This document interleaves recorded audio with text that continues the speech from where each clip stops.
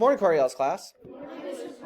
Today we were working on 6.1 line plots, and we were reading, interpreting, and analyzing line plots. Number line, we said, is the most important mathematical tool in the world. A number line actually goes down to a line plot because a line plot is made of a what? It's made of a number line. And a line plot is a number line that shows the frequency. And what's frequency mean? How much something happens. Sometimes we need to use a frequency table to make a line plot, and frequency tables are a way to organize our data. Way to organize our data. This is an example of a line plot. When we look at our line plot, we see our number line, yes? And our number line has to have some labels as far as frequency, yes? So our numbers mean nothing unless we actually have a title. Could everybody read this title, please?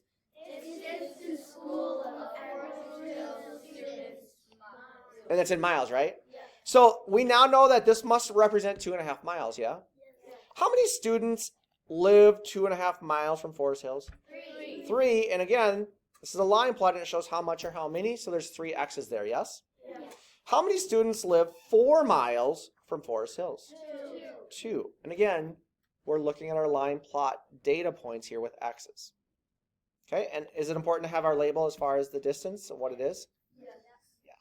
Sometimes we actually need to create a line plot based on this thing. What is this thing called again? A frequency table. This is a frequency table. The title of our frequency table is called what? Throwing a ball. And we're measuring the throws in what? Yards. Yards, and then we also need to know how many kids we're talking about, right? Yes. So down here, we created our line plot based on this frequency table, yes? Yes. So this frequency table should match up with that line plot. Class, how many kids can throw a ball between 10 and 19 yards? 5. So when I go down to this tick mark, which is labeled 10 to 19, how many dots are you seeing here? 5.